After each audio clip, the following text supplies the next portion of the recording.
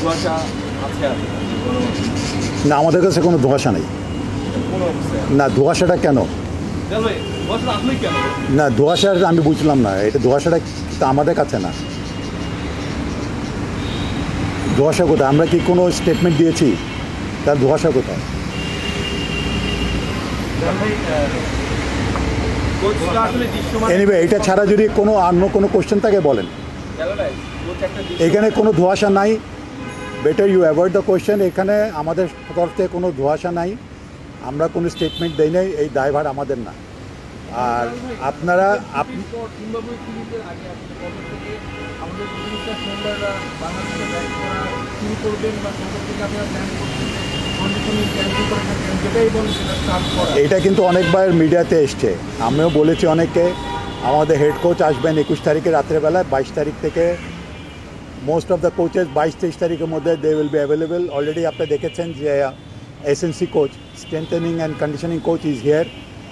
আর Zimbabwe সিরিজের আগে আমাদের নতুন যে একজন কোচ, আমরা স্পিন বোলিং কোচ দেখেছেন মুশতাক আহমেদ, আসার কথা। আশা করি জিম্বাবুয়ে সিরিজের আগেই এখানে চলে আসবে। বাকি যারা আছে তারাও বাই 23rd মধ্যে চলে আসবে, এপ্রিলে। জিম্বাবুয়ে সিরিজের যে দলটা আবার মোটামুটি আসতে পারি অনেকটা ওয়ার্ল্ড কাপে 13 টিমই হবে। এই টিমটা আপনাদের প্ল্যান কবে নাগাদ যাওয়া যায়? এটা সিলেক্টররা জানিয়ে দিবে, তারা কাজ করছে এটার উপরে। যেহেতু জিম্বাবুয়ের টিমটা দেওয়া মানে হচ্ছে it will be followed by world cup team, so it is very important. তার জন্য তারা চিন্তা ভাবনা করে কিন্তু টিমটা দিবেন। এই জন্য তারা এখন আজকেও বোধহয় তারা বসেছেন, আজ কালকেও তারা বসেছিল, যেটা আমি জানি।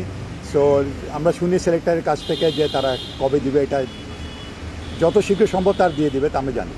ভাই একটা বিষয় জানতে পেরেছি আমরা, আমাদের মিডিয়াতেই এসেছে তামিম ইকবালের মানে ইনক্লুশন নিয়ে, যে আমাদের মিডিয়া আউটলেটের তথ্য মতে যে প্রেসিডেন্টের সঙ্গে তার কথাও হয়েছে যে ওয়ার্ল্ড কাপ টিমে তামিম ইকবালের ইনক্লুশনটা মানে পসিবল হতে পারে। তো এই ব্যাপারটা নিয়ে আসলে আপনারা কতদূর এগিয়েছেন, বা তামিম ইকবালের সঙ্গে আপনাদের আসলে কথা বলারও কথা ছিল? তামিম ইকবাল কি এভাবে বলেছে কিছু যে হি ইজ কামিং ব্যাক? বলেনি তামিম ইকবাল, আমাদের একটা মিডিয়া আউটলেট ক্লেম করছেন যে বিসিবি প্রেসিডেন্ট এখন কে কি ক্লেম করছে তো আমি তো ওই বেস করে আই ক্যানট কমেন্ট।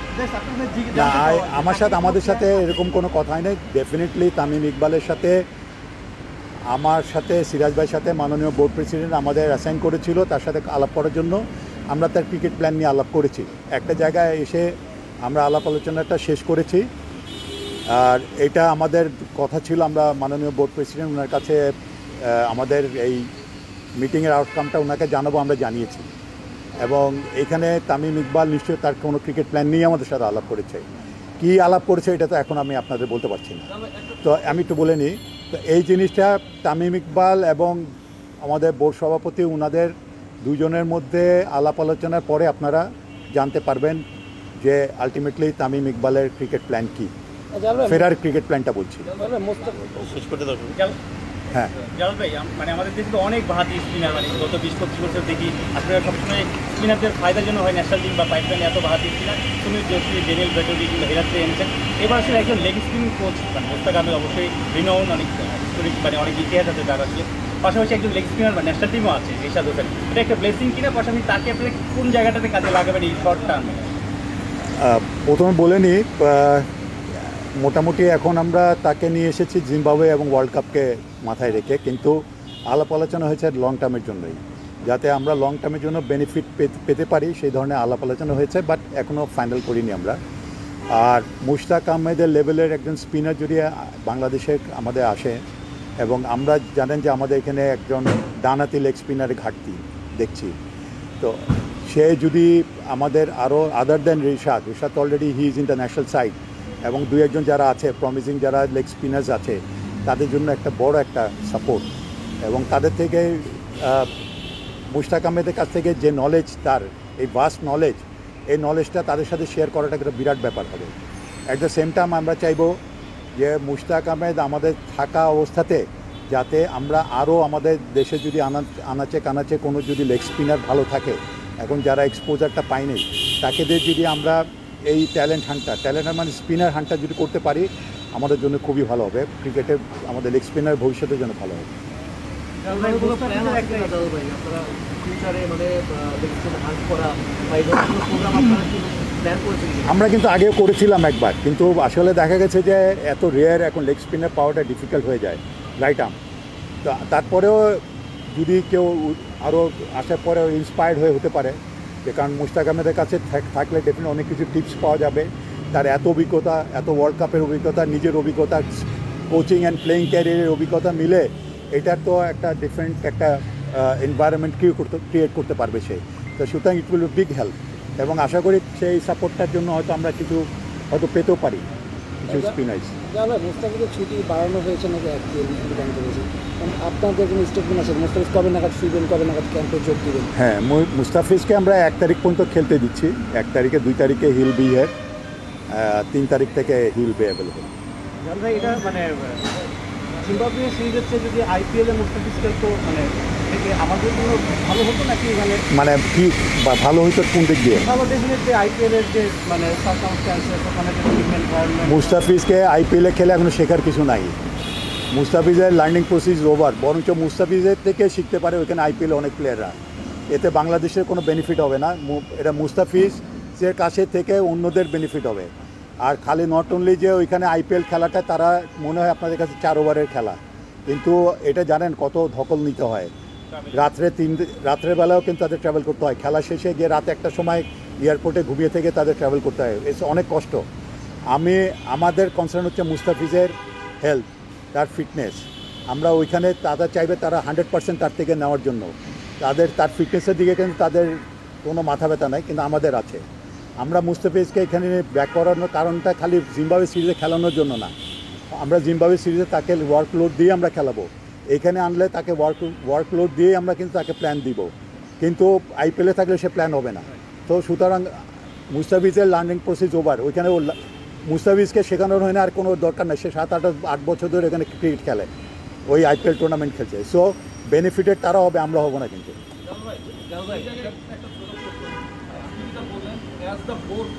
আমাদের ক্রিকেট বোর্ড আমাদের লাভ, আমাদের মুস্তাফিজ আমাদের ক্রিকেট বোর্ড কিন্তু আমাদের অবশ্যই ক্রিকেট আমাদের, ক্রিকেটের বাংলাদেশের ক্রিকেটের এই জায়গা থেকে একটা জানার ইচ্ছা, যেটা হচ্ছে ওদেরই একটা কেউ যারা এই কথা বলেছে তাদের অবজারভেশনটা ঠিক আপনার উল্টো, যে মুস্তাফিজ যদি বিশেষ করে যাও ভাই আইপিএল খেলে সেটাই ভালো জিম্বাবুয়ে সিরিজে খেলা, ওটা তো এরকম।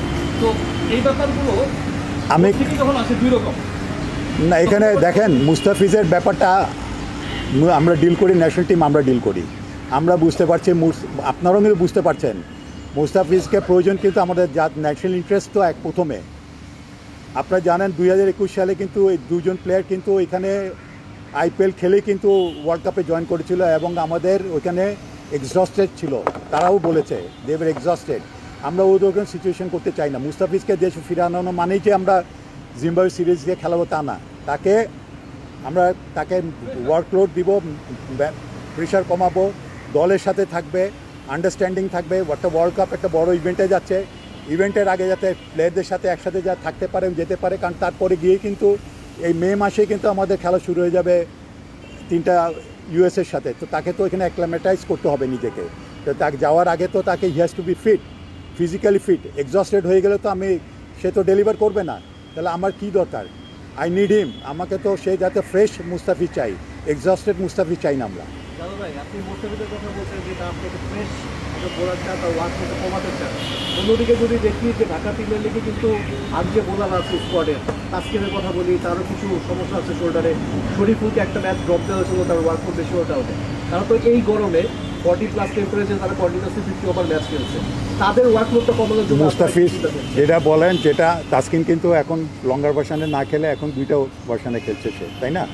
এখানেই তো ওয়ার্কলোড কমিয়ে দেওয়া হয়েছে, এবং তাদের ওইভাবে বলাও আছে। যখনই নাকি বলা আছে তাসকিন যদি কোনো প্রবলেম ফিল করে সে যাতে সাথে সাথে রিপোর্ট করে, but so far he is not complaining anything. সে কিন্তু এখন তার ফিজিক্যাল কোনো, বরঞ্চ সে বলছে ইজ ফিলিং বেটার, যেটা শুনলাম আর কি, আমি তাসকিনে শুনেছি he is doing all right. এবং আমাদের ক্রিকেট বোর্ড থেকে, ফিজিও ডিপার্টমেন্ট থেকে বলা আছে যদি এদের যারা আছে স্পেশালি ফাস্ট বোলারদের যদি ইফ দে ফিল কোনো ধরনের কিন্তু কোনো আনইজি ফিল করলে যাতে রিপোর্ট করা এবং সাথে সাথে তাদের ওখান থেকে উইথড্র করা। আমি একটু জানি কিন্তু তাসকিন এবং শরীফুলের একটা বিষয় ছিল যখন আইপিএলে নিলাম আপনার কথা চিন্তা করে আসলে তাদের নামটা না, শরীফুলেরটা কিন্তু এখানে আসে, তাসকিনের আসছিল। তাসকিন তখন 45% টিয়ার তার, এবং আমি তো একটু আগে বললাম আইপিএলে গেলে কিন্তু তাদের 100% তাদের থেকে বের করে নিবে তাদের পারফরমেন্স।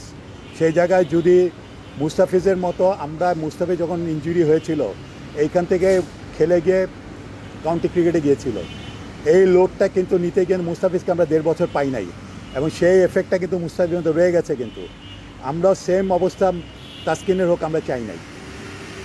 সো খালি খেলালেই হবে না যে তাকে পাঠাই দিলাম আইপিএল, না তা না, আমাদের তো তারও তো লোড দেখতে হবে। আর শরীফুলকে আমরা ছাড়ার জন্য আমরা প্ল্যান করেছিলাম, শরীফুলকে বলেছিলাম তোমরা এনওসিটা আনো, একটা স্পেসিফিক পিরিয়ডের জন্য দিতে বোর্ড রাজি ছিল, কিন্তু স্পেসিফিক পিরিয়ডের এনওসি সে দিতে পারে নাই, আনতে পারে না। আরেকটা বিষয় ছিল, সেটা হচ্ছে যে বাংলাদেশের মানুষের মনে খুব আনন্দ হয়েছে ক্রিকেটারের ঘটনা। পরে আমরা এটা আপনাকে জিজ্ঞেস করেছিলাম, আমাদের বলেছিলেন যে বাংলাদেশের ক্রিকেট একদম হাস্যকর হোক, আহত হোক বা ঘটনা ঘটলে তাদের বিরুদ্ধে আইনের ব্যবস্থা নেওয়া হোক, ক্রিকেট করে এটা ব্যবস্থা আদৌ নিয়েছেন কিনা। কোনটার কথা বলছেন? ক্রিকেটাররা যে ফেসবুকে লাইভে আসছে নগদের যে ও আচ্ছা, না এটা অবস্থায় আছে না, এটা ভাবছেন নাকি গণমাধ্যমে না, এটা আমাদের কমিটি আছে, সিও উনি অ্যাডমিনিস্ট্রেশনের দিকেও এটাকে মার্কেটিং কমার্শিয়াল ডিপার্টমেন্টের একটা ইস্যু আছে এখানে, যে তাদের একটা পারমিশন লাগে, পারমিশনটা আছে কি না ইটস ভেরি ইম্পর্টেন্ট। কোনো একটা কমার্শিয়াল এন্ডোর্সমেন্ট করতে গেলে আগে বোর্ডের পারমিশন দিতে হয়। তো আমি জানি যে এটা কমার্শিয়াল ডিপার্টমেন্ট মিলে, আমাদের অ্যাডমিনিস্ট্রেশন মিলে এটা ব্যাপারটা দেখছে, এর কত দূর এগিয়েছে আমি আমার জানা নেই। ওকে, নিউজিল্যান্ড ক্রিকেট বোর্ড রিসেন্টলি একটা সিরিজের জন্য খুবই আন্তরিক একটা দল ঘোষণা করেছে, তাদের মেইন স্টার প্লেয়াররা সবাই খেলছে একটা আইডিয়া। আমরা মুস্তাফিজ কিংবা তাসকিনের মতো প্লেয়ার দেওয়ার ব্যাপারে আসলে ওইভাবে চিন্তা করতে পারছি না, এটা কি শুধুমাত্র আমাদের কাছে সেই রকম অপশন নেই বলে? না, এখন ওরা যেভাবে তাদের, আমরা তো বললাম আগে তাসকিন যদি ফিট থাকতো আমরা তো তাসকিনকে দিতামই, বাট একটা লেভেল পর্যন্ত, যেমন মুস্তাফিজকে তো আমি দিয়েছি, তা আমরা দেই নাই তো এটা কথাটা ঠিক না। আর আপনারা বারে বারে এটা বলেন কেন যে আইপিএলে তাদের খেলা উচিত? আগে তো একটা প্লেয়ার, ওদের ফিটনেসের তো সমস্যা নাই, হ্যাঁ তাদের হয়তো ধারা অন্য, তাদের ওখানে, আমাদের তো কিছু সমস্যা আছে, তো আমাদেরও কিছু আমাদের প্লেয়ারদের মধ্যে লিমিটেশন আছে, এই লিমিটেশনটা আমাদের তো লুক আফটার করতে হবে তাদের জন্য। তো আমরা যত তাদের যাতে ওয়ার্কলোড যাতে তাদের ওইভাবে দিতে পারি সেইভাবে চিন্তা করতে পাঠাতে হবে। আমরা যে নিউজিল্যান্ড দিয়েছে বলে যে আমাদেরও সব পাঠাই দিতে হবে, এটা কি এটাকে কোনো ম্যান্ডেটরি কি না? তাহলে আমাদের তো নিজেদের লুক আফটার করতে হবে প্লেয়ারদের জন্য। ওকে, থ্যাংক ইউ। আপনি যেটা বলছিলেন যে আসলে গত বিশ্বকাপের আগেও আসলে মুস্তাফিজ তাসকিন এক্সিস্টেন্স ছিল অনেক, যারা আইপিএল খেলেছিল, মানে তাসকিন না, মুস্তাফিজের কথা বলছি। মানে এটা তো ক্রিকেটারদেরও একটা বোঝার ব্যাপার আছে, মুস্তাফিজের কথা বলছি, তারা কি আসলে মানে মন থেকে মেনে নিয়ে আসলে ফিরে আসছে কিনা, মানে আপনাদের সঙ্গে যেহেতু আলোচনা, এটা একটা প্রশ্ন। আরেকটা বিষয় হচ্ছে যে মন থেকে মানে থাকে না অনেক সময় যে খেলতে চাচ্ছে না, ওরকম কোনো কিছু নয়। মুস্তাফিজ বরঞ্চ হি রিকোয়েস্টেড, যে ওটাও না, ওইখানে সেও রিকোয়েস্ট করে নাই। মুস্তাফিজকে যতদূর পর্যন্ত আমরা এনওসি দিয়েছি 30 তারিখ পর্যন্ত, হি ওয়াজ ভেরি মাচ হ্যাপি।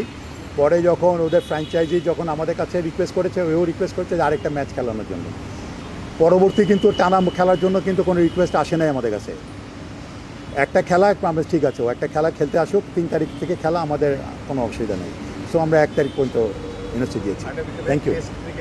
টেস্টে তো সাম্প্রতিক পারফরমেন্সটা একটু আমাদেরকে মানে হতাশ করেছে। এই টিমের কোনো ধরনের টুর্কির মধ্যে আছে কিনা? এই টিমের আছে, আমাদের পাকিস্তানের সাথে এই টিম আছে, হোম অ্যান্ড অ্যাওয়ে দুইটা আছে। New Zealand is coming in late সেপ্টেম্বরের পরে, New Zealand also they are coming, তাদের এই টিম। তো আমরা অলরেডি প্ল্যান করছি, আমরা আজকেও বসেছিলাম, কালকে আমরা সিনিয়র ক্রিকেটারদের সাথে বসেছি, ক্যাপ্টেনের সাথে বসেছিলাম। মে মাসের পরের থেকে থার্ড উইক অফ মে থেকে নিয়ে জুলাই পর্যন্ত কিন্তু ভালো একটা সময় আছে, যেখানে আমাদের সামনে ইম্পর্টেন্ট কতগুলো টেস্ট ম্যাচ আছে, ইন্ডিয়ার সাথে খেলা আছে, সাউথ আফ্রিকার সাথে খেলা আছে। তো এই জন্যই আমরা একটা প্রোগ্রাম চক আউট করছি, যাতে আমাদের রেড বলের প্লেয়ার যারা থাকবে এখানে তাদের নিয়ে যাতে কাজ করা যায়, সেরকম চিন্তা ভাবনা আমরা করছি, একটা প্ল্যান দিচ্ছি। Thank you.